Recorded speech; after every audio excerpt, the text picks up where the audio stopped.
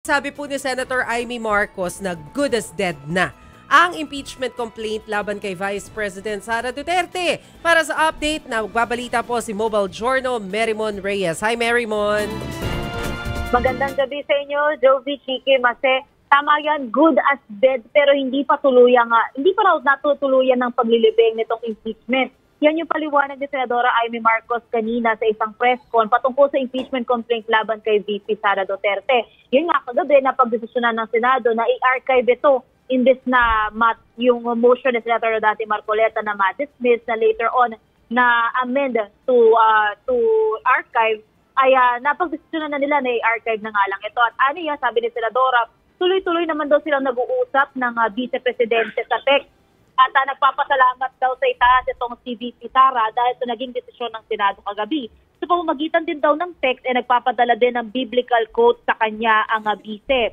Dagdag pa ni Senadora Amy, malinaw daw sa naging sentimiento ng mga mambabatas na dapat sundin ang desisyon at ruling ng Korte Suprema. At hindi naman daw nito hinaharang yung impeachment. Yun nga lang ay sana daw dumaan ito sa tamang proseso para hindi maging unconstitutional. Sa ngayon ay wala na rin daw ibang aksyon na kailangan pang gawin tungkol dito at sa motion for reconsideration o apela naman na inihain ng Kamara sa Korte. Pwera na lang daw kung magkaroon pa ng pagbabago sa ruling ng SC sa kanila naman daw ay marapat na susundin kung mangyari man. Pero nasabi naman ni Senadora Marcos parang hindi raw siya naniniwalang mangyayari pa ito. Pero wala rin daw siyang duda na by February 6 next year ay magkakaroon na agad-agad ng impeachment complaint na isusumite sa Kamara. Komento rin ng Senadora na tila may ibang motibasyon daw sa likod ng unang impeachment complaint na in-endorse ng Kamara at tila nagtutunog patutsada ito na sinasabi para kay House Speaker Martin Romualdez. At aniya, pero nilinaw din niya wala naman daw siyang niyuyurakan doon sa sinabi niyang bonjing o dambuhalang sanggol na remark kagabi na tila nagtutunog panama ito. Pero suwestiyon lang daw ito, pati yung kanyang nasabing dapat palitan ang liderato. Pero sinabi rin kanina ni Senadora Amy, may ugong-ugong din daw siyang naririnig na mayroong may nais mapalitan si House Speaker Martin Romualdez.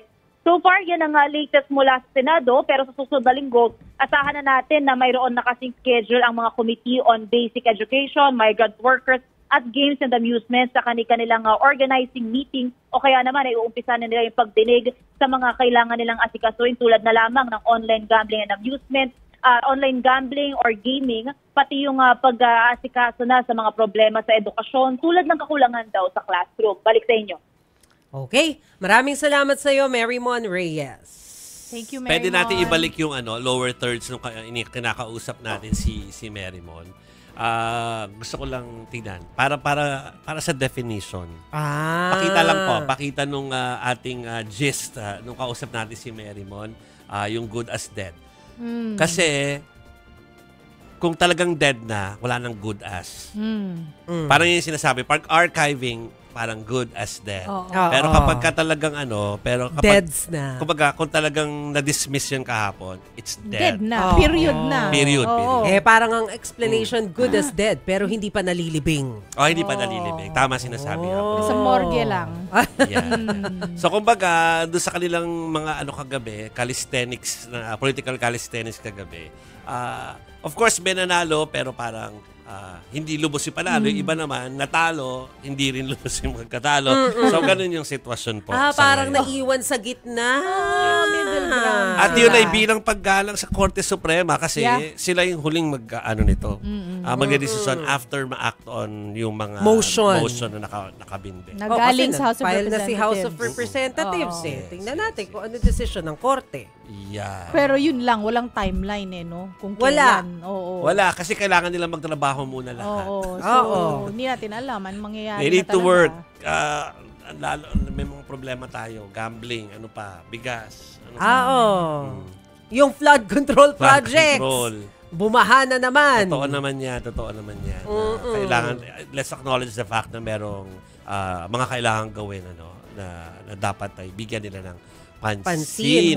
Pero ang Kongreso, mabigat din yung magiging trabaho kasi budget season. Kailangan na naman nilang himay-himayin yan kasi yan nga yung napuna nung nakaraan, di ba? Daming question. I wonder kung nandyan pa rin yung small committee or wala na talaga. Yung sinasabi ni Kong Toby Tiangco na dapat mawala yun. Yung ay apat, di ba? Na mag-a-aproba after na aprobahan na. yung budget. Oh, Okay. What else? ang sabi ni President Bongbong Marcos we have enough budget for the priority projects of the administration.